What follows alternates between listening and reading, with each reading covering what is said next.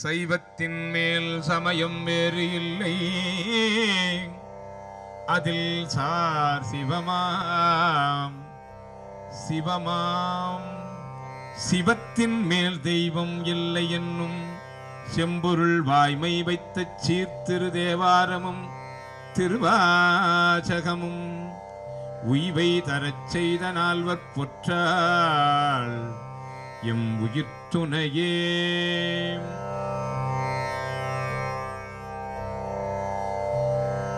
பன்னிரு திருமுறைகளில் தேவாரத்தை ஓதுகின்ற ஓதுவாமூர்த்திகள் தேவாரமே சாலச் சிறந்தது என்றும், அதை சாராதது திருவாசகம் போலும் அவர்களுடைய பாவனைக்குட்பட்டு பேசிக்கொள்கிறார்கள். இது எந்த வகையில் சால பொருந்தும் நமக்கு தெரியல. ஆனால் ஒன்று, கள்ளக்கூட கனியாக்கக்கூடியது திருவாசகம். திருவாசகத்துக்கு உருகாதார் ஒரு வாசகத்துக்கும் உருகார். திருவாசகத்தை இறைவனே தன் கைவருந்த எழுதி வைத்துக் கொண்டான் என்றால் அதனுடைய சிறப்பு எப்பேற்பட்டது. திருமுறைகளை பாடுவதற்காகவும் 63 நாயன்மார்கள் உருவாகுவதற்காகவும் ஒவ்வொருவரும் எவ்வளவு பாடுபட்டார்கள் என்பது நமக்கு தெரியும். ஆனா இந்த திருவாசகத்தை அடையறதுக்காக இறைவன் எவ்வளவு பாடுபட்டார்னு நமக்கு தெரியும் இல்லையா?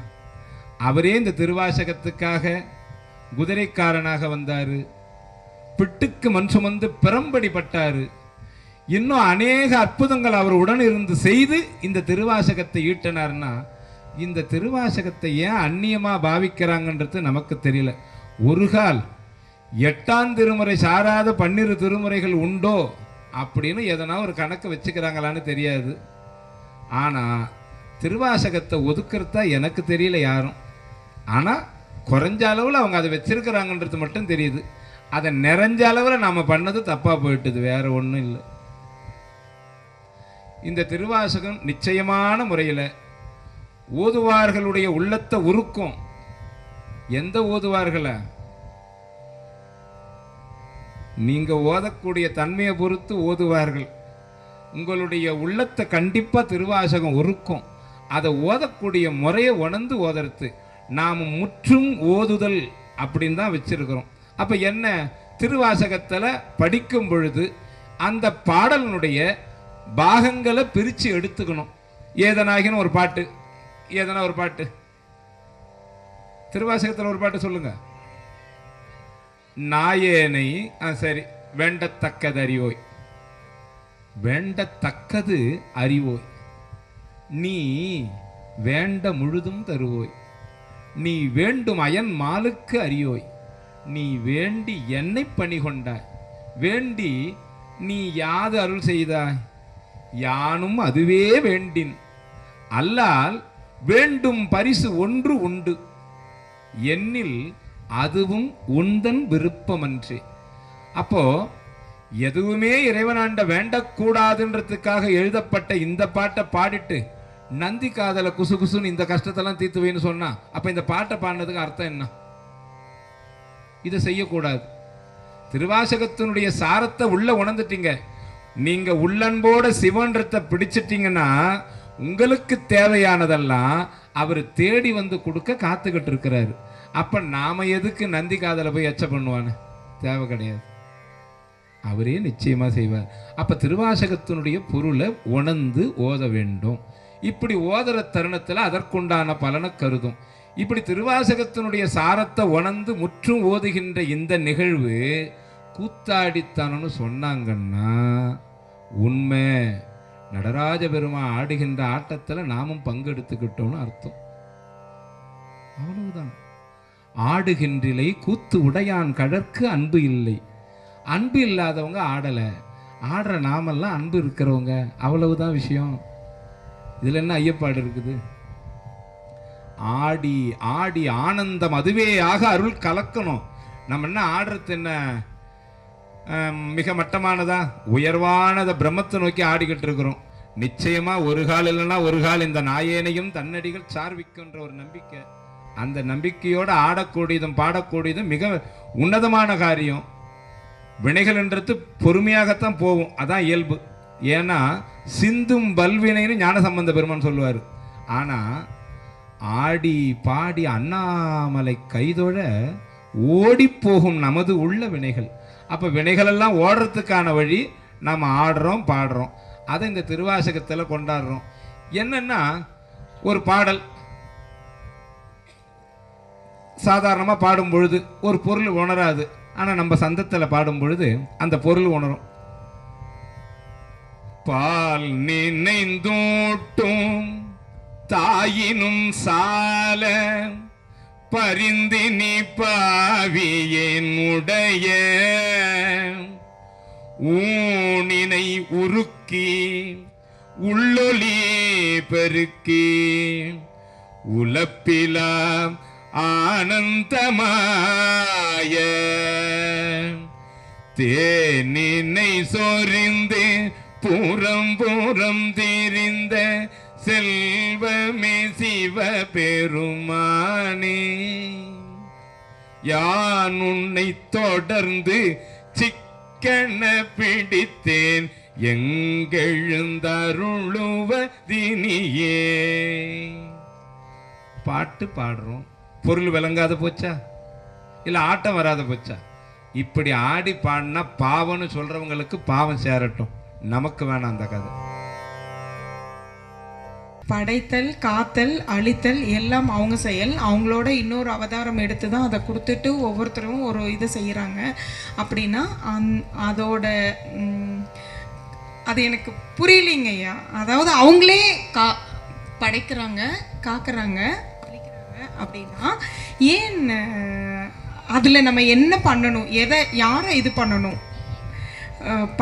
படைச்சவங்களையா, நம்மளை படைச்ச பிரம்மாவையா, இல்லை நம்ம காக்கிற பெருமாளையா, இல்லை நம்மளை அப்படி அந்த மாதிரி ஒரு இது நம்ம சிவனே போதும்னு இருந்தோனாலும் இது இல்லைன்னா அது இல்லை, அது இல்லைன்னா இது இல்லை.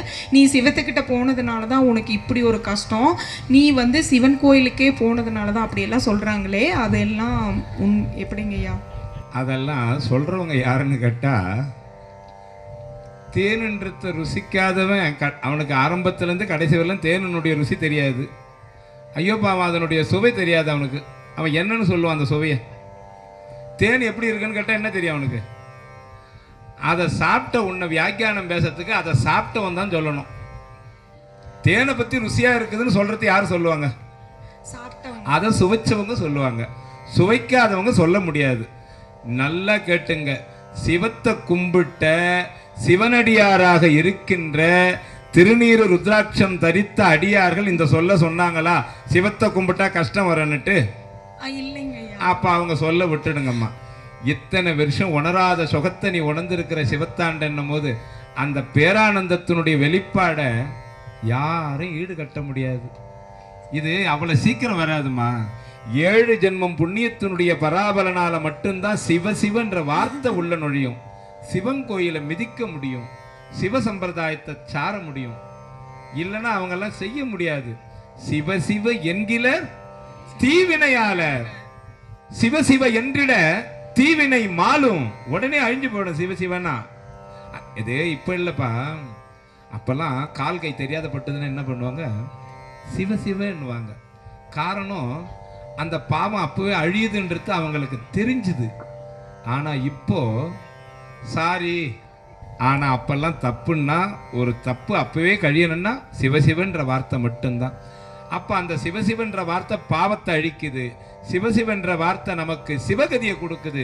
சிவசிவன்னு சொல்லும் பொழுதே நமக்கு உயர்ந்த அந்தஸ்தில கொண்டு போய் நிறுத்துதுன்ற மந்திரத்துக்கு உண்டான பிரம்மமே முதலாகியவன் படைச்ச பிரம்மாவனை கும்பிட்டு என்ன பண்ண போற? அடுத்தடுத்து பிறக்க ஆசையா? இந்த வாழ்க்கை வாழ்த்த விட நம்மளுக்கு அப்படின்னு சலிக்கிறவங்க தான் ஜாஸ்தி. ஏண்டாயப்பா இந்த படைப்பு படைச்சிட்டேன்னு தெரியலையே. அந்த பாடாளப்பன் பிரம்மதேவன் படைச்ச எழுத்து இது. அவன் சரியா எழுதிருந்தா இது வரலாம் பிரம்மனை நிந்திக்காதவங்க இருக்கிறாங்களா? எனக்கு இந்த பிறப்பை ஏன் தான் கொடுத்தானோ சரியில்லை. ஏன்னா வாழ்க்கையில நிம்மதின்றதை விட சலிப்புன்றது தான் அதிகமாக மக்கள் அண்ட சூழப்பட்டிருக்குது. இந்த சலிப்பு பிரம்மனால சிருஷ்டிக்கப்பட்ட ஒன்று. ஏன்னா விதி நியமிக்கப்பட்டாச்சு. அந்த சலிப்பும் துன்பமும் தீரணும்னா அவனை ஒருத்தன் படைச்சான், அவன் தான் சிவம். அப்ப அவனை கும்பிட்டாதான் இந்த கஷ்டம் தீரும். நீ பிறக்கணுமா, அப்ப நீ பிரம்மாவை கும்பிடு. நாமெல்லாம் பிறவாத இன்ப அன்பு வேண்டவங்க.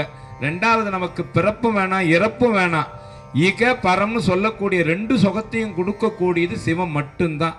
ஆகையினால நான் பிரம்மாவை கும்பிடுறேன் விஷ்ணுவை கும்பிடுறேன்னா, இந்த செல்வம் சங்க நிதி பதும நிதி இரண்டும் தந்து, இந்த ரெண்டு நிதியும் குபேரனுக்கு கொடுத்தவர் யாரு? சிவபெருமான் கொடுத்து வடதிசைக்கு தன்னுடைய நண்பனாகிய குபேரனை அங்க வைக்கிறார் அவரு. அப்போ ஐஸ்வர்யங்களுக்கெல்லாம் அதிபதியாகிய அவனையே இவர் தான் நியமனம் பண்றாரு. நவக்கிரகங்களை பிரதிஷ்டை பண்றாரு. பிரம்மா வணங்கினது பிரம்மபுரீஸ்வரம், பிரம்மா வணங்கினது விஷ்ணு, ராமர் வணங்கினது ராமேஸ்வரம், கிருஷ்ணர் வணங்கினது சீர்காழி, தசாவதார மூர்த்தங்களும் பரசுராமர் பூஜை பண்ணது திருப்பாச்சூர், வாமனர் பூஜை பண்ணது திருமானிக்குழி, மச்சம் பூஜை பண்ணது மச்சேஸ்வரம், கச்சம் பூஜை பண்ணது திருக்கச்சூர், பரசுராமர் இப்படி எல்லா மூர்த்தங்களும் பூஜை பண்ணுச்சு. அம்பாள் பூஜை பண்ணது காமாட்சி அம்மன் கோயில் இருக்குது எங்க, காஞ்சிபுரம். முருகர் பூஜை பண்ணது திருமுருகன் புண்டி, விநாயகர் பூஜை பண்ணது கணபதீஸ்வரம், நவக்கிரகங்கள் பூஜை பண்ணது.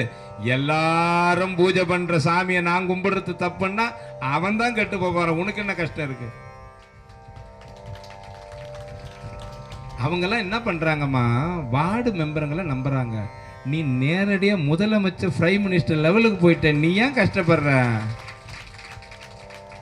ஆகையினால நாமெல்லாம் கொஞ்சம் அந்தஸ்து சொல்றதுக்கே அதிகாரம் ஒன்றும் இல்லை சிவனடியார்ன்றதுக்கு, அது கிடைச்சிக்குது உனக்கு. இதை கலக்கிறாங்க அவங்க புரியலன்னா அது அவங்களுடைய அறியாம. மணிவாசக சொல்றாரு, இந்த அருளை யார் பெறுவார் அச்சோவே, இந்த அருளை யார் பெறுவார் அச்சோவே, அயலார் பெறுவாரும். இந்த சுகத்தை மற்றவங்க அனுபவிக்க முடியாது. ஆகையினால இந்த சிவநெறி என்ற சம்பிரதாயத்தில் வர்றதுக்கு அவங்க அதில் நுழைஞ்ச பிற்பாடு தெரியும் விஷயம். எல்லாரும் வணங்கின ஒரு தெய்வத்தை வணங்குறது அவங்களுக்கு தெரிஞ்சிருந்தா விட மாட்டாங்க. நான் என்ன சொல்றேன், ராமர் தெய்வம் இல்லையா, அவர் ஏன் பூஜை பண்ணணும்? அவரே அவருக்கு பண்ணிக்கலாமே, பண்ணலாமா கூடாதா? இதுகாரும் சேர்ந்தறியாத கை, இந்த இடத்துல சிவம் பூஜை பண்ணி இவங்களை வணங்குச்சின்னு எதனா ஒரு கோயில், தமிழகம் இந்தியாவில் எதனா ஒரு கோயில், அது யாரையும் வணங்க வேண்டிய அவசியம் இல்லை. அதைத்தான் வணங்கி அத்தனை பேரும் அனுகூலம் பெறுறாங்க. நம்ம திருவாசகத்தில் ஒரு பாட்டு வரும், வாழ்த்துவதும் அந்த வானவர்கள் தாம் வாழ, வாழ்த்துவதும் வானவர்கள் தாம் வாழ. அந்த வானவர்கள் எல்லாம் தலை தாழ்த்தி சிவமே உன்னை வணங்குவது, அவர்களெல்லாம் உயர்ந்து தம்மை எல்லாரும் தொழ வேண்டி. அந்த வானவர்களை தொழுது பலன் பெறணும் இல்லையா, அதுக்காக அவங்க வணங்குறாங்க. நாம வணங்குறது, இந்த பாழ்த்த பிறப்பை அறுத்திடுவாய், பழா போன இந்த பிறப்பை நீ அறுத்திடுவ அப்படின்ற ஒரே நம்பிக்கையினால நான் உன்னை வணங்குறேன் அப்படின்னு சொல்லி முடிக்கிறாரு. நாம என்ன பண்ணணும், இதை வணங்கணும் அதை வணங்கணும், இதை வணங்கி இருந்து விட்டுட்ட இது கஷ்டத்தை கொடுக்கும் அப்படின்னு சொன்னாங்கன்னா, சிவத்துக்காக நான் ஒரு கஷ்டப்படுறேன், நான் சந்தோஷமா படுறேன். நான் சிவநெறிக்கு வர்றதுக்கு முன்னாடியே கஷ்டப்பட்டு தான் வந்தேன், இதில் ஒன்றும் கஷ்டத்தை நான் அனுபவிக்கல.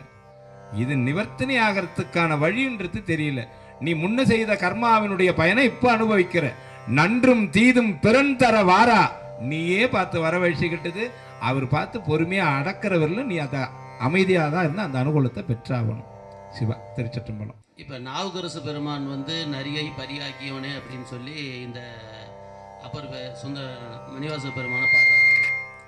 ஆனால் தில்லைவாழ் அந்தணர்கள் தம் அடியார்க்கும் அடியன் அப்படிங்கிற பதிகத்தில் நம்ம மணிவாசகரை சுந்தரமூர்த்தி நாயனார் கொண்டு வரலைங்க. இது என்ன காரணம், அல்ல அது கொண்டு வந்திருக்கிற வாசகம் நமக்கு தெரியாமல் இருக்குதுங்களா? அது கொஞ்சம் விளக்கப்பட்டு. நல்ல கேள்வி, நல்ல கேள்வி. ஆனால் ரெண்டு கேள்விக்கும் பொருந்தக்கூடிய ஒன்று தான். என்னன்னா, கொண்டு வரலையா, கொண்டு வந்தது தெரியலையா. பொய்யடிமை இல்லாத புலவர்கள்னு ஒரு இடம் வரும். பொய்யடிமை இல்லாத புலவர்கள். இந்த பொய்யடிமை இல்லாத புலவர்கள் யாருன்னு கேட்டா, சிவத்தை தவிர்த்து வேற எதையுமே வணங்காதவங்க தான் பொய்யடிமை இல்லாத புலவர்கள். இதுகார நீங்க எடுத்த எல்லா பாடல்கள்லையும் பார்க்கலாம், திருமுறைகள்லயே கூட.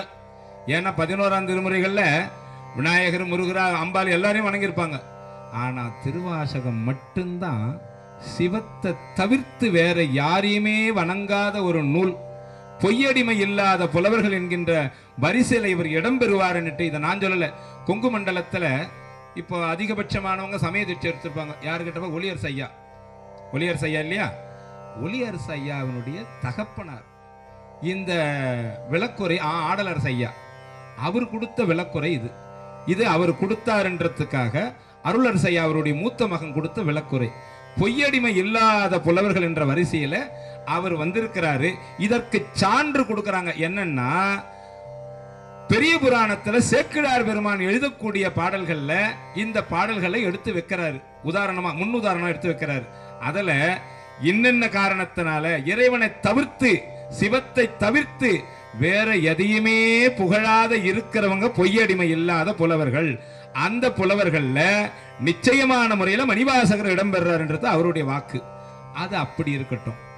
நாம இவருடைய காலத்துக்கு முற்பட்டவர் தான் அப்படின்னு சொல்லுவாங்க. சில பேர் என்ன பண்ணுவாங்க, இப்பத்தி காலத்து வர மணிவாசகர் அப்படின்வாங்க. ஆனா நரியை பரியாக்கின்ற வார்த்தை நாவுக்கரசருடைய பதிகத்துல, திருவாரூர் பதிகத்துல இடம்பெற்றிருக்குது இல்லையா? இந்த சரிதம் மாணிக்கவாசக சரிதத்தை தவிர்த்து வேற எங்கேயும் நடக்கவே இல்லை இல்லையா? அப்போ நாவுக்கரசர் ஞானசம்பந்தர் காலத்துக்கெல்லாம் முற்பட்டவர் மணிவாசகர்ன்றது தெரியலாம். ஒண்ணு. ரெண்டாவது, மாணிக்கவாசக பெருமான் திருவிளையாடல் புராணம் நடந்த காலத்திலே வாழ்ந்தவர். இவங்கெல்லாம் இறைவன் வந்து போற காலத்துல வாழ்ந்தாங்க. அவர் இறைவன் வாழ்ந்த காலத்திலே வாழ்ந்தார். அவருடைய காலம் வரை இதற்கு முற்பட்ட காலன்றதுக்கு சான்று. இன்னொன்னு, இம்முன்ற அச்சரத்தை போடாம ஒகார மட்டும் ஓன்ற வார்த்தை மட்டும் அதுல எடுத்து கொடுத்துப்பாரு. என்னன்னா, ஓ என்று சொல்லற்கரியான், ஓம் அப்படின்றது தான் பிரணவாகாரம். ஓ அப்படின்ற அச்சரம் சொல்லுவாங்க. இப்ப நம்மதுல 8 2 ஒரு வார்த்தை வரும். சரி, அந்த கேள்விக்கு போயிட்டா லேட் ஆயிடும்.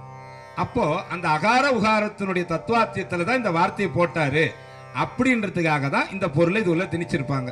இதெல்லாம் வச்சு பார்க்கும் பொழுதும், ரொம்ப பழமையான முறையில திருக்கோவையார் கோவை எழுதின அந்த அமைப்பில பார்க்கும் பொழுதும், மணிவாசகரு நாவுக்கரசரு ஞானசம்பந்தருடைய காலத்துக்கு முற்பட்டவர்ன்றதும், இவர் சுந்தரமூர்த்தி நாயனார் எழுதின பொய்யடிமை இல்லாத புலவர் இவருன்றதுக்கான சான்றும் நாம எடுத்துக்க வேண்டியதா இருக்குது. அதுவும் இல்லாம அந்த திருவாசகத்தினுடைய சாரம் சிகாநூல்னு சொல்லக்கூடிய 8ஆம் திருமுறையாக பிரதிபலிக்கப்பட்டது. அதை அமைச்சவர் நம்பியாண்டார் நம்பி 3 திருமுறைகளை எழுதின அவரு. அந்த முறையை அவர் வழிவகுத்த பிற்பாடு 8ஆம் திருமுறையாக சிகாநூலை வைக்கிறாரு. இந்த அனுஷ்டானம் பண்றவங்களுக்கு எல்லாம் தெரியும். சிரசாய சிகாய நேத்ரோப்பியா அப்படிலாம் சொல்லுவாங்களே, தெரியல உங்களுக்கு? அதெல்லாம் நாம் விட்டுட்டு இன்னும் விடாம இருக்கிறோன்ற சம்பிரதாயம். விட்டுட்டோம், சமஸ்கிருத முறை பிரகாரம் வேண்டான்னுட்டு தான் நாம் ஒதுங்கி தமிழில் இருக்கிறோம். ஆனால் அவங்க செய்கிற தாள தெரியும், திக்கு குண்டணும், அவகுண்டணும், ஆவாகனம், பஞ்சமுக முத்திரை, தேனு முத்திரை, அவங்க செய்கிறா போல நூலு சுத்துறது, அவங்க சொல்கிறா போல பச்சரிசி வாழையில வெட்டி வைக்கிறது. இன்னும் இந்த சம்பிரதாயத்தில் நம்ம உள்ள ஒன்றும் வேண்டானா வேண்டாம், வேணும்னா வேணும், ரெண்டாங்கட்டானா தான் இருக்கிறோம். இன்னும் பிடிப்பு இல்லை நம்மளாண்ட. என்னன்னா, சிவத்தை கொண்டுகிட்டு வரத்துக்கும் கொண்டு போறதுக்கும் தமிழ் ஒண்டி போரும். சுந்தரமூர்த்தி நாயனாரு அழகான முறையில சாமியை ஒடுக்குறாரு, மறுபடி பிரதிஷ்டை பண்றாரு. உதாரணம் பார்த்துங்க, சங்கிலி நாச்சியாராண்ட ஒற்றியூர்ல பொய் வாக்கு கொடுக்கறதுக்கு ஏற்பாடு பண்றாரு. பொய் சத்தியம் அடிக்க போறாரு. அப்பா, நான் பொய் சத்தியம் அடிக்க போறேன், உன் முன்னிலையில நான் அடிச்சா பாவம், நீ என்ன பண்ணாத, இந்த ஒற்றீஸ்வர சன்னிதானத்து உள்ள இல்லாம மகிழ மரத்துல போய் இருன்னாரு. வேற ஒன்றும் இல்லை, தமிழ்ல சொன்னாரு. ஐயா அங்கு சென்று அமர்கன்னாரு. சுவாமியும் போய் உக்காந்துட்டாரு. ஆனா இவன் பொய் சத்தியம் அடிக்கிறானா இல்லையா பார்க்கணும்னுட்டு இவருக்கு தெரியாமலே என்ன பண்ணாரு, சங்கிலியாண்ட போய், உங்ககிட்ட பொய் சத்தியம் கேட்பான் சுந்தரன், நீ என்ன பண்ணாத, நாம இந்த மாதிரி அற்பமான காரியத்துக்கு பண்றோம், அங்கெல்லாம் வேணாம், மகிழ் மரத்தாண்டே எனக்கு சத்தியம் அப்படின்னு கேளு, அடிக்கிறானா பார்க்கலாம் அப்படின்னு சொன்ன மாதிரி இந்த அம்மா கேட்டாங்க. மகிழ் மரத்தாண்ட மட்டும் வேணா, உள்ள போயிடலாம் வாங்கினாரு. ஏன்னா இவர் தான் அங்கே பிரதிஷ்டை பண்ணி வச்சுக்கிறாரு. ஆனா அந்த அம்மா சொன்ன நச்சரிப்பு தாளமட்டாத அங்கேயே சத்தியம் அடிச்சாரு. நான் உன்னை விட்டு இந்த ஒற்றியூரை விட்டும் பிரிய மாட்டேன்னு சத்தியம் அடிச்சாரு. ஆனா சத்தியம் அடிச்சு பிரிஞ்சாரு, கண்ணு ரெண்டு அவிஞ்சு போச்சு. சாஸ்திரம் இருக்குது, சாமி கண்ணை குத்தோன்றதுக்கு உதாரணம் நம்மகிட்டே இருக்குது கதை. அந்த மாதிரி ஒரே சொல்லு, நீ நம்பு. சிவன்ற சிவத்துக்கே உயிர் கொடுக்கிற அளவுக்கு அவ்வளோ பெரிய ஆளுங்க இங்க இருக்கிறவங்க எல்லாம். நம்ம என்ன பண்றது? இவங்க கொடுக்கிற ஸ்தாபனத்திலையும் இதுலயும் சாமி வந்து உள்ள உட்கார்றாரா? அன்பான பூஜை. இறைவா, பரம்பொருளே, உன்னை நாங்க வணங்குறதுக்கான ஆயத்தத்தில் இருக்கிறோம்பா, நீ இந்த மூர்த்தத்தில் எழுந்தருளி அருள்பாலிக்கணும்னு வேண்டனா தமிழ்ல வந்து இறங்க மாட்டாரா சுவாமி? அப்ப சுந்தரருக்கு இருந்த உரைப்பு இவங்களுக்கு இல்லாத போயிடுச்சு, அவ்வளவுதான். இறைவன்றது அந்த இடத்துல இருக்கிறார்ன்றத நம்பணும். அப்படி பூரணமா நம்பினவர் மாணிக்க வாசகர். அதனால அவர் என்னென்னலாம் இஷ்டப்பட்டாரோ அவர் கூட சுவாமி அது போல ஆட்பட்டார். ஆகையினால இறைவன் வாழ்ந்த காலத்திலே வாழ்ந்தாரு, அது அந்த காலம். வந்து போன காலத்துல வாழ்ந்தாங்க, அது இவங்க காலம். அதனால இடம்பெற்றது இடம்பெறாத அளவுக்கு இருக்குது. ஆனா அப்பாலும் அடிசார்ந்தார் என்ற வரிசையிலையும் இவர் சார்வார், பொய்யடிமை இல்லாத புலவர்கள் என்ற வரிசையிலும் சார்வார். ஆகையினால இவர்களுடைய காலத்துக்கெல்லாம் முற்பட்ட காலம். இன்னொரு உதாரணம் கொடுத்தா உங்களுக்கு தெரியும். திருவிளையாடல் புராணத்துல அரிமர்த்தன பாண்டியன் தோன்றினதுக்கு அப்புறம் 22 தலைமுறை கழிச்சுதான் நின்ற சீர் நெடுமாற நாயனார் வராரு சரிதத்துல. அப்ப எத்தனை தலைமுறை கழிச்சு? 22 தலைமுறை கழிச்சு வர ஞான சம்பந்தரே அப்ப எவ்வளவு காலம் பார்த்துங்க. அப்போ மணிவாசகரும் திருவாசகமும் ரொம்ப பழமையானது, 3000 வருட காலத்துக்கு முற்பட்டது. இந்த திருவாசகத்தினுடைய சாரம் அவ்வளவு உன்னதமானது அப்படின்றத நம்ம உணர்ந்துட்ட தொட்டு இதை நாம ரொம்ப தொன்மையானது ஒன்று சொல்லுவாங்க. சிவபோகச்சாரத்தை வச்சுதான் பண்ணார். இது இவங்க உங்களுடைய கற்பனை ஓட்டம். பழமையானதுன்னு நாம நம்புவோம். சிவா திருச்சிற்றம்பலம். 8 முதல்ல ஒரு பதில நம்ம பார்த்துப்போம். ஏன்னா பண்டிதர்கள்லாம் சொல்லக்கூடிய விளக்கத்தை கொஞ்சம் பார்ப்போமே. தமிழ் எழுத்துக்கள் தெரியும் உங்களுக்கு இல்லையா? தமிழ் எழுத்துக்களுக்கு 1 2 3 4 5 6 7 8 9 10 அதுக்கெல்லாம் பழமை எழுத்து, பழமையானவங்களுக்கு தெரியும். அதில் ஊ மாதிரி போட்டா அது என்னது? அது 2. ஆ போட்டா 8. உதாரணத்துக்கு ஔவையார் எழுதின பழைய பாட்டு ஒன்று 8னா ஆ, காலுக்கு வான்னுவாங்க. ஒரு பழைய பாட்டில் அவலட்சணம்னு ஆரம்பிக்க கூடாதுன்றதுனால 8 லட்சணமே யமனேறும் வாகனமேனு ஆரம்பிப்பாங்க அந்த அம்மா. 8 லட்சணம்னா அட அவலட்சணமே என்ன வந்து கேள்வி கேட்குறேன்றதுக்காக திட்டுறதுக்கு பாட்டு அது. அப்போ அந்த 8 சிவசிவா 8ன்றது என்னது? அது ஆ. 8னா ஆ, 2னா உ. சரி, அகார உகார தத்துவம். அகார உகாரம் சேர்ந்தா என்ன ஆகும்? பிரணவாகாரம். என்ன வரும்? ஓங்காரம். ஓங்காரன்றது எது? பிரம்மம். ஓங்காரன்றது எது? பிரம்மம். அந்த பிரம்மத்தினுடைய தத்துவார்த்தத்தில் உருவாக்கப்பட்டது எது? நம்மளை தேர்ந்தெடுத்த எம்பெருமான். நம்ம எம்பெருமானால தேர்ந்தெடுக்கப்பட்ட வஸ்து எது? இந்த ஆன்மா. இந்த ஆன்ம தத்துவத்தை நீ உணர்ந்தன்னா நீங்க உட்காரலாம். எப்படி உட்காரலாம்? இந்த பக்கம் இருக்கிறவன் என்ன சொல்லுவான்? எதுவுமே இல்லைன்னுவான் இருக்கிறத. இந்த பக்கம் இருக்கிறவன் இருக்கிறதே இல்லைன்னுவான். இப்படி வியாக்கியானம் இவங்க பேசினாலும் இதுக்கு சரிவர பதில் எவன் கொடுக்க முடியும்? தன்னை உணர்ந்தவன் தான் கொடுக்க முடியும். தன்னையே உணராது நம்ம சித்தாந்தம் எடுத்துட்டாங்க கரெக்டா? ஆமாம்பா. சரி, தன்னை உணரார். என்னுடைய சூஸ்திரத்தையே உணர முடியாது. உன்னை நீ உணர்ந்தனா நீ உணர்ந்துக்கலான்ட்டாரு. அப்ப என்ன உணர்ந்தன்னா நான் இப்ப என்ன பண்ண போறேன்? பட்டி மண்டபம் ஏறியாச்சு. நீ எதை பேசினாலும் இல்லைன்னே நீ பேசு, அவங்க இருக்குதுன்னே பேசட்டும். ஆனா இருக்குதா இல்லையான்றது எனக்கு தான் தெரியுமே. என்ன உணர்ந்தேன்? என்னை தேர்ந்தெடுத்த பிரம்மத்தை உணர்ந்தேன். பிரம்ம தத்துவாத்தியமான அகார உகார தத்துவம்னு சொல்லக்கூடிய ஓங்காரத்தினுடைய உட்பொருளை உணர்ந்தேன். நான் இப்ப அந்த பட்டிமன்றத்துக்கு நீதி வழங்கலாம், ஜட்ஜ்மெண்ட் கொடுக்கலாம். ஆனா எதுவும் தெரியாத என்ன கொண்டாந்து உட்கார வச்சுட்டு நீங்க கேள்வி கேட்கிற கதை மாதிரி அவர் என்ன பண்றாரு? எனக்கு 8 அரியேனையை பட்டிமண்டபமா ஏற்றினை. ஆனா இதுக்காக ஏற்றல.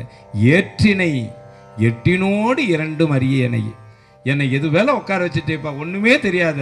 அப்ப என்ன பிரணவத்தினுடைய உட்பொருள்? ஓம் அப்படின்ற அட்சரத்தினுடைய உட்பொருள் என்ன? அந்த அர்த்தம் தான் பிரம்மனுக்கே தெரியலன்னுட்டு முருகர் சிறையில் அடைச்சிட்டாரு. அந்த அர்த்தம் தான் தெரியலன்னுட்டு முருகர் சிறையில் அடைச்சாரு. உங்களுக்கு சினிமா படலாம் கேட்டிருப்பாங்க, பிரணவ மந்திரத்தை மறந்தான் பிரம்மனே, அதனால் கந்தனுமே சிறையில். அது ஒரு பாட்டு கேட்டிருப்பீங்க இல்லையா? அதெல்லாம் கேட்டிருப்பீங்க. திருமுறைகள் தான் அவ்வளோ ஞாபகம் இருக்காது, மற்ற எல்லாம் ஞாபகம் இருக்கும். அப்போ அந்த பொருளினுடைய தத்துவார்த்தத்தை பிரம்மதேவன் மறந்துட்டாரு. அப்ப பிரம்மதேவன் மறந்தாரு பிரணவத்தினுடைய உட்பொருளை. அந்த உட்பொருளை நமக்கு எப்படி தெரியும்? என்ன பிரம்மம்னா ஒரு உதாரணம், எங்கன்னா ஓம் சேர்க்காத மந்திரம் எதனா இருக்குதா? சமஸ்கிருத மந்திரத்துல எதனா மந்திரம்பா வேதங்கள்ல ஓம் சேர்க்காத மந்திரம் எல்லாத்திலையும் ஓம் இருக்கும். அதுதான் மந்திரத்துக்கான பவர். ஏன்? ஓம்ன்றது பிரம்மத்தினுடைய மந்திரம். ஆனா சிவாய நம என்ற மந்திரத்துக்கு மட்டும் ஓம் போட மாட்டாங்க. சிவாய நம, ஓம் நமச்சிவாயன்னுவாங்க, ஓம் நம சிவாயன்னுவாங்க. ஆனா சிவாய நமன்னு சொல்ல மாட்டாங்க. காரணம், அந்த ஓம் என்ற மந்திரத்துக்கு உண்டான அதிபதி யாருன்னா பிரம்மம்னு சொல்லக்கூடிய தெய்வம், அதுதான் சிவம். அந்த சிவத்துக்கு என் வீட்டுக்கு நான் என்ன கட்ட வேண்டியதில்லை, வாடகை கட்ட வேண்டியதில்லை. அதனால என் மந்திரத்துக்கு மட்டும்தான் நான் சிவாய நமன்றதை உச்சரிக்கத்தில்லை. மற்ற எல்லா மந்திரத்துக்கும் எதை போட்டுறோம்? ஓம் போட்டு தான் சொல்லணும். சொல்லலைன்னா பவர் கிடையாது, அந்த மந்திரத்துக்கு ஆற்றல் கிடையாது, போயிடும். ஆகையினால எல்லாரும் அந்த மந்திரத்துக்கான பலனை வாங்கறதுக்காக இதை போட்டு சொல்லுவாங்க. அப்படி அந்த பிரம்ம தத்துவத்தை உணராத நம்மள இந்த நிலைக்கு கொண்டாந்துட்டாரே சிவம் அப்படின்னு மணிவாசக பெருமான் சொல்றாரு. அகாரம்னா அகாரம்னா 8, உகாரம்னா 2, 8 2 ஆன்ம தத்துவமும் சிவ தத்துவமும் உணராத நாம இருக்கிறோன்றதுக்காக அதுல விளக்கம் கொடுக்கிறார் சிவா. திருச்சிட்டம்பலம். சிவாய நமன்றது பிரம்மத்தை குறிக்கிறது, நமச்சிவாயன்றது மகாதேவனை குறிக்கிறது. நல்லா கேட்டுங்க. ஈஸ்வர பட்டம் என்ன பட்டம்? அது பேரு ஈஸ்வர பட்டம். அது யாருக்கு வேணாலும் கொடுப்பாங்க. சனீஸ்வரன், ராவணேஸ்வரன், சண்டிகேஸ்வரன், விக்னேஸ்வரன், ஏன் பெருமாளுக்கு வெங்கடேஸ்வரன் கொடுப்பாங்க. இது ஈஸ்வர பட்டம். அது ஒரு அந்தஸ்தை கொடுக்கக்கூடிய பட்டம், அது எல்லாருக்கும் கொடுப்பாங்க. அவருக்கு கீழே ருத்ரமூர்த்தங்கள் அநேகம் உண்டு. திருக்கழுகுன்றத்திலே ருத்ர கோடின்னு பேரு. 1 கோடி ருத்ர பலன் ஒன்று. அப்ப கோடி கணக்கான ருத்ரன்கள், அதை விட்டுடுங்க. ருத்ரமூர்த்தம். ருத்ரனுக்கு மேல ஈஸ்வரம், ஈஸ்வரத்துக்கு மேல மகாதேவன், மகாதேவனுக்கு மேல சதாசிவம், சதாசிவத்துக்கு மேல பரசிவம், பரசிவத்துக்கு மேல பராபரசிவம், பராபரசிவத்துக்கு மேல பரக்கிருதி, பரக்கிருதிக்கு மேல சுத்தம், சுத்தத்துக்கு மேல பேரானந்தம். இத்தனை நிலை இருக்குது. அப்ப நாம வணங்குறது எது? பேரானந்தம். அந்த பேரானந்த வெளியில தான் நாம கலக்கிறதுக்கான ஆயத்தம் இருக்கிறோம். நாம அந்த நிலைக்கு போறதுக்காக நாம இருக்கிறோம். அதுக்குண்டான மந்திரம் தான் சிவாய நம. அதனாலதான் அது சூட்சும மந்திரம். உதட்டுல சொல்லக்கூடாது, உள்ளுக்குள்ள சொல்லணும். துஞ்சலும் துஞ்சல் இல்லாத பொழுதிலும் நெஞ்சின் அகத்தின் நைந்து நினை. சொல்ல வேணாம். நெஞ்சகம் நைந்து நினைவின் நாள்தோறும் நினைச்சா போறோம். இது சொல்ல வேண்டிய மந்திரம். உன்னை நான் மறைக்கணும் சொல்லும் என்ன நமச்சிவாயவே சொல்லிக்கிட்டே இருக்க வேண்டிய மந்திரம். நமச்சிவாயன்றது கைலியம்பதி வாசனை குறிக்கக்கூடியது. சிவாய நமன்றது பிரம்மமாகிய பேரானந்த சிவத்தை குறிக்கக்கூடியது. அது சேவேறு சேவடி. அங்கு சென்று அடையிறது அவ்வளோ சீக்கிரம் முடியாது. அது அநேக இதுக்கெல்லாம் அப்பாற்பட்டு போகிறது. அதெல்லாம் அப்புறம் ஞானமாக இருக்கும். நுழைஞ்சு உள்ள வர்றதுக்கு கொஞ்சம் கஷ்டம். எடுக்காதீங்க அதை. நம்ம சிவம் எல்லாம் ஒன்று நினைச்சு ஆனந்தமாக இருக்கும். ஐயா, காவி உடை யார் அணியணும்? காவி உடை யார் அணியணும்? சமணர்கள் அணியணும். ஏன்னா அவங்க தான் நமக்கு புறம்பா என்ன பண்ணுவாங்க, வெள்ளை துணி நாம கட்டினா அதை செம்மண்ணில் போட்டு பரட்டி அவங்க கட்டியிருந்தாங்க. அந்த நாள் மரபு அவங்க தான். நம்ம உக்காஞ்சி சாப்பிட்டா அவங்க நின்றுக்கிட்டு சாப்பிடுவாங்க. நாம பாத்திரத்தில் சாப்பிட்டா அவங்க கையில சாப்பிடுவாங்க. நின்று உண்ணும், கையில் உண்ணும் கையர்கள், பெஞ்சொல் மெண்டர்கள், கல்லாடை, இது போல எல்லாமே யாருக்கு இருந்தது? சமணர்களுக்கு இருந்தது. சமணர்களை அழிச்ச பிறகு அந்த காவி என்ற நிறம் நம்மளுடைய சம்பிரதாயத்தில் உள்ள புகுந்தது. ஆனா ஞானசம்பந்த பெருமானுடைய காலத்தில் வாழ்ந்த நாவுக்கரசரே கல்லாடை புனைந்து அருளும் காபாலியைன்னு சொன்னார். அதே போல நம்ம திருவாசகத்துல வெள்ளை கலிங்கத்தர்னு சொன்னாங்க, பள்ளிக்கு உபாயத்தர். ஆனா பாய்பரி மேற்கொண்டு என் உள்ளம் கவர்ந்த அவர் பள்ளிக்கும் பாயத்தர், காஷாயமும் கட்டனார்னு போட்டாங்க. அவரே தபசியும் ஆவாரு, அவரே இல்லறத்தான ஆகுவார். அதுபோல நீங்கள்லாம் ஆச்சாரமான நேரத்தில் இறைவனுக்காக தங்களை அர்ப்பணிக்கிற காலகட்டத்தில் அதை உடுத்தலாம். இல்லை நான் லௌகீதமாக வாழ போறேன்ற தருணத்தில் உடுத்திக்கலாம். வெள்ளை நானா ஞான முறை பிரகாரம் பார்த்தீங்கன்னா துறவிகளே காவி உடுத்தணுன்றது சம்பிரதாயம். நீ எதனா உன்னை கண்டிப்பா திறந்திருப்ப. யோசிச்சு பாரு, என்ன திறந்திருப்ப? உனக்கு ரொம்ப பிடிச்ச பொருள் ஒன்று அசைவம் சாப்பிட்டு வந்திருப்ப. நீ அதை சுவாமிக்காக ரொம்ப கஷ்டப்பட்டு விட்டுருப்ப. அதுக்கு எவ்வளோ எதிர்ப்பு. துறந்தார் பெருமையை துணைக்கூறின் இவ்வையத்தில் இறந்தாரை எண்ணிக்கொண்டாற்றுனார் வள்ளுவர்.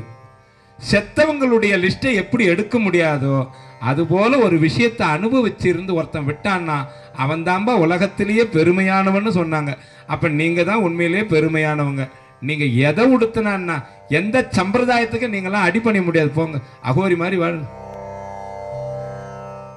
இருக்கை யானையை ஒத்து இருந்து என் உள்ள கருவையான் கண்டதே இல்லை. ஏன்? அவனை பழகின அந்த பாகனை கூட தூக்கி போட்டு மிதிச்சிடும். எது? யானை. எப்போ? மதம் பிடிச்சா. எனக்கும் மதம் பிடிச்சிடுச்சுன்னா அதுவாவது ஒரு கை இருக்குது, எனக்கு எனக்கு 2 கை இருக்குதே. நான் இதில் ஒரு புடி அள்ளி நானே போட்டுக்கொண்டிதான், இதில் ஒரு புடி அள்ளி நானே போட்டுக்கொண்டிதான். இந்த உலக வாழ்க்கையில உழண்டு மத்த களிரி என்னும் அவாவிடை முழுகிட்டா பேராசன்றது ஒருத்தன் மனசுல புகுந்துடுச்சுன்னா அவன் அழிக்க ஆளு யாரும் வர வேணாம், அவனே அழிஞ்சிடும். அந்த பேராசை மட்டும்தான் அவனை அழிக்கக்கூடிய பொருள்.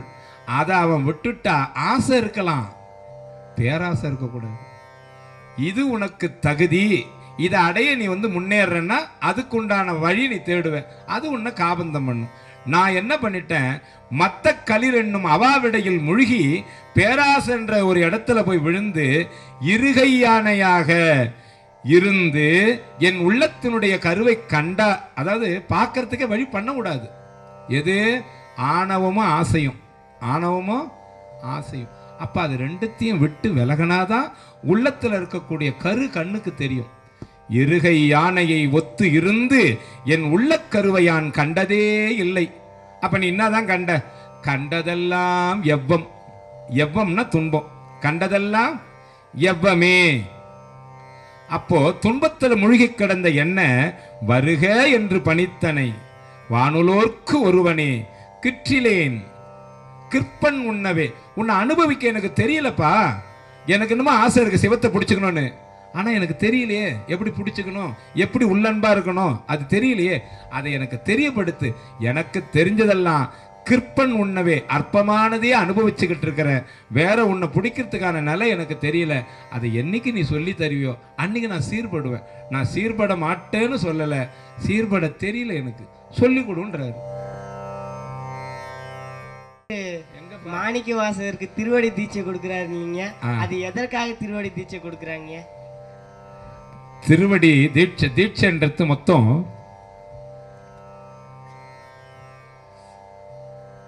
நயன தீட்சை. தீட்சை தீட்சைன்னா முதல்ல சமயம் பக்குவப்படுத்துறது. தீட்சைனா வழிமுறை பக்குவப்படுத்துறது. இப்ப நயன தீட்சை எடுத்துக்க. முதல்ல மீன் என்ன பண்ணும், முட்டை போட்டுட்டு தன்னுடைய பார்வையாலேயே பொரிச்சிடும். அதை முட்டை எப்படி பொரியும்? பார்வையால பொரிச்சிடும். அதுக்கு பேரு நயன தீட்சை. பறவைகள்லாம் என்ன பண்ணும், முட்டை போட்டுட்டு அது மேலேயே உக்காஞ்சு உக்காஞ்சு உக்காஞ்சு சூடு பண்ணி அதை பொரிக்க வைக்கும். அது பேர் என்னது? ஸ்பரிச தீட்சை. குரு தொட்டு காட்டாதது சுட்டு போட்டாலும் வராதுன்னு ஒரு பழமொழி. அதுக்கு பேர் என்னது? ஸ்பரிச தீட்சை. ஆமை என்ன பண்ணும், முட்டை பொரிச்சு மண்ணை போட்டுட்டு போயிடும். எங்கேயோ எப்பனா ஒரு வாட்டி நினச்சிக்கும் இந்த முட்டை இங்கே பொரிச்சிடும். அதுக்கு பேர் மானச தீட்சை. என்ன தீட்சை? ஒரு குருவாக இருக்கிறவன் ஒரு சிஷ்யனுக்கு பார்வையால் தீட்சை கொடுக்கணும், ஸ்பரிசங்களால் தீட்சை கொடுக்கணும், மனசால் அவன் தீட்சை கொடுக்கணும். அடுத்து உபதேச தீட்சை. இதைத்தான் நீ சொல்லணும். என்ன சொல்ல போற? சிவாய நம, சிவ சிவ சிவ சிவ சிவ சிவ சிவ சிவ. அது ஒரு தீட்சை. சிவ சிவன்னு சொல்ல வச்சாச்சு, ஒரு தீட்சை. இதுதான் உங்களுக்கு உபதேச தீட்சை. அடுத்தது திருவடி தீட்சை. நீ அந்தஸ்தில் உயர்ந்து சிவத்தாண்ட பூரணமான அன்புல திளைச்சி குருவனுடைய பரிமாணத்துக்கு நீ நெருங்கி வரும் பொழுது அவர் அறியாத நீ எடுத்து அந்த திருவடி உனக்கு சூட்டுவார். அது திருவடி தீட்சை. இது 5 தீட்சையில் ஒன்று. அடுத்தது ஐயா, சிவதீட்சை வாங்கினாதான் சிவபூஜை பண்ணுமா ஐயா? சிவபூஜை அதான் முதல்ல சொன்னேன்ப்பா. என் தகப்பனாரை நான் தகப்பனார்னு கூப்பிடுறதுக்கு யாருடைய அனுமதி வேணும்பா? கண்ணப்பருக்கு யாருப்பா தீட்சை கொடுத்தாங்க? கண்ணப்பருக்கு யார் தீட்சை கொடுத்தாங்க? இவங்க எல்லாம் ஒரு கதை வச்சிருக்கிறாங்க. என்ன கதைன்னு கேட்டா, உபமன்ய மகரிஷி கதை வச்சிருக்கிறாங்க. உபமன்ய மகரிஷி தீட்சை கொடுத்ததுனால கிருஷ்ண பரமாத்மாவுக்கு சக்கரம் கிடைச்சதா, அல்லது அவருடைய கண்ணை பறிச்சு வச்சதுனால கிடைச்சதா? பங்கயம் 1000 பூவினில் ஒரு பூக்குறைய தம் கண்ணை இடந்து அரண் சேவடி மேல் சாத்தலுமே சங்கரன் திருமாலுக்கு சக்கரம் அருளினவாறு. கதை தான் இருக்குது இல்ல? அப்போ இவர் கண்ணை வச்சதுனால கிடைச்சது. என்ன நான் ஒன்று சொல்றேன்பா. எனக்கு ஒரு உயர்ந்த குரு ஒருத்தர் வந்து கிடைச்சிட்டாரு. அவர் எனக்கு திருவடியும் சூட்டிட்டாரு தலைமையில. எனக்கு உபதேச மந்திரம் கொடுத்துட்டாரு. சிவபூஜை நீ பண்ணுட்டாரு. நான் கொஞ்சம் கூட சிரத்தையற்ற முறையில் சீர்கேடான நிலையில இருந்துக்கின்னு ஒரு சிவபூஜையை பண்றேன். அந்த குருவனுடைய திருவருளால நான் சிவத்தை அடைய முடியுமா? அடைய முடியுமா? பக்குவப்பட்டவங்களுக்கு தானே தீட்சை. பக்குவப்பட்டாச்ச உனக்கு என்ன நான் தீட்சை கொடுக்கணும்? கண்ணப்ப நாயனாருக்கு கிடைத்த தீட்சை என்ன? அன்பு. அந்த அன்புனுடைய நிலையில அவர் சிவபூஜை பண்ணாரு. அதுபோல நீங்க அன்போட புண்ணியம் செய்வார்க்கே பூவுண்டு நீருண்டு, நீ யாவர்க்குமாம் இறைவர்க்கும். ஏம்பா நல்ல கேட்டுக்கோ, யாவர்க்குமா யாவர்க்குமா முறப்படுத்தணும்னு சொல்லல. யாவர்க்குமாம் இறைவனுக்கு ஒரு யாராயிரு சிவத்து மேல ஒரு இலையை கிள்ளி போட என்ன வேண்டியிருக்குது உனக்கு? அன்பு தானப்பா சிவம். டே நீ வந்து ஆச்சார அனுஷ்டானம் தவறிட்ட குருவனுடைய உபதேசம் பெற்றல, நீ என்னண்ட வந்து பூ போட்டு இலை போட்டேன் தண்டிக்குமா? இந்த குழந்தை பாரு யாருமே இல்லைனாலும் அன்பா பூ போடுது மேல ஏத்து பாரு. ஏன் உதாரணம் இருக்குது. தீட்சை வாங்கவே கிடையாது, தீட்சை வாங்கவே இல்லை, அந்த சமயத்துக்கே வரல. சாக்கிய நாயனார் அடிச்ச கல்லு ஒண்ணும் போய் சிவத்தாண்ட சார்லப்பா. கல்லே ஏத்துக்கிட்டாருன்னும் போது பூவியா ஏத்துக்க மாட்டார் சுவாமி. ஆகையினால அது ஒன்றும் தவறு இல்லை. இருந்தாலும் இந்த முறைப்பிரகாரம் பண்ணுங்க, இந்த முறைப்பிரகாரம் செய்யுங்கன்ட்டு உங்களுக்கு ஒரு குரு வந்து சொல்றாங்கன்னா அது தப்பு இல்லை, ஏத்துங்க. சிவா அன்பும் சிவமும் 2 என்பார் அறிவு இல்லாதவர். அன்பே சிவமாவதை யாருமே அறிந்திலர், அன்பே சிவமாவதை யாவரும் அறிந்த பின் அன்பே சிவமாக அமர்ந்திருந்தாரு. ஆனா ஒரு வகையில பார்த்தாப்பா, அன்பா இருக்கிறவங்கள தான் சிவன் எடுத்துக்கன்னு பார்த்தா கண்டிப்பா என்னை எடுத்திருக்க கூடாது. அது கண்ணப்பன் ஒப்பதொரு அன்பு இன்மையை கண்ட பின்னும் என் அப்பன் என் ஒப்பில் என்னையும் ஆண்டு கொண்டருளி வண்ண பணித்து விதவிதமா தொண்டு பண்ண வழி வச்சுக்கிறான். உழவார பண்ணி கோயில் கட்டுறது, சாமி தொண்டு பண்றது, பாடுறது, பூ கொடுக்கறது, அபிஷேகம் பண்றது, எத்தனை வண்ண பணித்து என்னை வா என்ற அந்த வான்கருணை சொன்னப்புண் நீற்றார்க்கே சென்று ஊதாய் கொத்தும்பின்னு அன்புனுடைய விகிதாச்சாரம் அவர் ஏதோ ஒரு கணக்கு வச்சுக்கிறார் பொழுது நமக்கு தெரியல. என் கணக்கு பிரகாரம் பார்த்தா நான் அவருக்கு தகுதி இல்லாத ஒரு பொருள்ன்றது மட்டும் தெரியுது. அவர் ஏதோ ஒரு கணக்கு போட்டு என்ன பண்ணிட்டு இருக்கிறாரு, இவன் தான் தகுதின்னு வச்சு உட்கார வச்சுக்கிறாரு. அந்த கணக்கு எனக்கு தெரியல. நான் தனக்கு அன்பு இன்மையை நானும் அறிவேன் தானும் அறிவோம். நான் அவர்கிட்ட அன்பு இல்லைன்றது எனக்கும் அவருக்கு மட்டும் உள்ள டீலிங். நீங்க என்ன பண்ணிட்டீங்க, ஐயா ரொம்ப அன்பு வச்சுக்கிறார் பொழுது சிவத்து மேல, அதான் மேலே ஏறி உட்காந்துக்கிறார், நம்மளாம் கீழே உட்காந்துக்கிறோம்னு நினைக்கிறீங்க. கிடையாது கிடையாது. தான் என்னை ஆட்கொண்டது மட்டும்தான் எல்லோரும் தாமறிவீர். நீங்கெல்லாம் அவன் ஆட்கொண்ட விதம் மட்டும்தான் தெரியும். ஆனா அதுக்கு காரணம் ஏதோ ஒன்று அது என்னன்னு தெரியல. நான் என்ன சொல்றது? அறிவனோ அமுதே, இந்த அடி நாயினேனை நீ அறிபவனாக கொண்டோ ஆண்டது நான் தான், அறிவில்லாததை நீ அன்றே கண்டதாயிற்று. நீ ஆண்ட நாளை அறிவனோ அல்லனோ அருள் ஈசனே. ஆக சிவம் ஒரு கணக்கு வச்சிருக்கோன்னு நினைக்கிறேன். அது என்ன கணக்குன்னா, இப்போ என்னை விட நீ பெரிய ஆளா இருப்ப, இந்த வயசுலேயே நீ கேள்வி கேட்குற இப்படின்னா அன்பை பற்றி.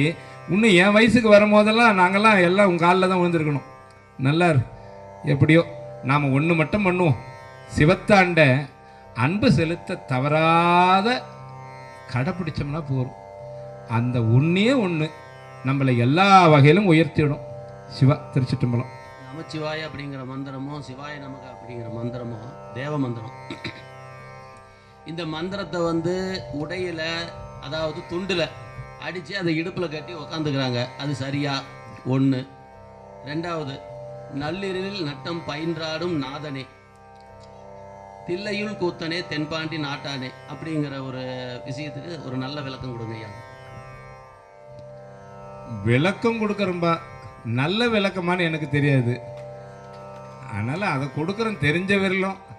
ஏன்னா கற்றறியேன் கலைஞானம் கசிந்து உருகேன் ஆயுடினும் மற்ற அறியேன் பிற தெய்வம். என்னன்னா எங்களை சுற்றி சிவாய நம்ம கண்ணுக்கு தெரியாமல் இருக்குது, தெரிஞ்சு கட்டிக்கினா என்ன ஆகுது? ஆனால் அச்சரன்றது அதுக்கு உண்டான மதிப்பு கொடுக்கணுன்றதுனால அந்த எழுத்து இப்படி கட்டக்கூடாதுன்னு சொல்ல வரீங்க. நியாயம்தான். தமிழ் எழுத்துக்கள் எதுவுமே மிதிப்படவும் கூடாது, நாம் உட்கார இடத்துல காலில் படவும் கூடாது. ஆனால் அதை முறையாக பண்ணணும். என்னை பொறுத்தவரையில் என்ன பண்ணுவோன்னா, இந்த எழுத்துக்களை போட்டு கொடுக்குற துண்டை நியாயப்படி தவிர்க்கணும்னு தான் நான் சொல்லுவேன். ஏன்னா அதை மிதிக்கிறோம், கொள்கிறோம், என்னென்னமோ செய்கிறோம். அதை போட்டு அதெல்லாம் தவிர்த்து அந்த அச்சரத்துக்கு உண்டான மதிப்பு, அது சிவசிவன்னு அது போல் கொடியில் இருக்கலாம், அந்த போல் கொடியில் இருக்கலாம், அது மரபு, அது இருக்க வேண்டிய முறை அதான்பா. அந்த மாதிரி இடத்துல வைக்கணும். அது செய்யறது தவறு தான், அது தவறு தான். அப்புறம் நள்ளிருளில் நட்டம் பயின்று ஆடியது எங்க? திருவாலங்காடு. எங்க? நள்ளிருளில் நட்டம் பயின்றாடிய இடம் எது? திருவாலங்காடு. ஆனா நம்ம கிட்ட ஒரு நள்ளிருள் இருக்குது, அதுக்கு பேரு இருட்பாழ்வெளி. என்ன வெளி? இருட்பாழ்வெளி. துரியம், துரியாதிதம், இருட்பாழ்வெளி, முப்பாழ்வெளி, பரவெளி, பராபரவெளி, சுத்தவெளி, பேரானந்த வெளி. அப்ப நம்ம கிட்ட இருக்கக்கூட வெளியில நள்ளிருளில் நட்டம் பயின்றாடக்கூடிய இடம் எதுன்னா இருட்பாழ்வெளி. இங்க திருவாலங்காடு. அடுத்தது தில்லையில் கூத்து. அது எங்க? பொற்சப திருச்சிற்றம்பலன் பேரு. மனோன்மணி தத்துவத்தில் அவர் இருக்கிறார் அங்க பெருந்துறைக்கு மேல. அடுத்தது தென்பாண்டி நாடு, அதுதான் பிரம்மம். இது படிப்படியே போகக்கூடிய நிலை, இதெல்லாம் ஞானமா இருக்கும். ஆக சுவாமியில பாத்தீங்கன்னா நள்ளிருளி நட்டம் பயின்றாடியது திருவாலங்காடு, தில்லையில் கூத்து தென்பாண்டி நாடு. இது ரத்ன சபை, அது பொற்சபை, அது வெள்ளி அம்பலம். இந்த 3 அம்பலத்தையும் ஒருங்கிணைச்சு அவர் சொல்றாரு.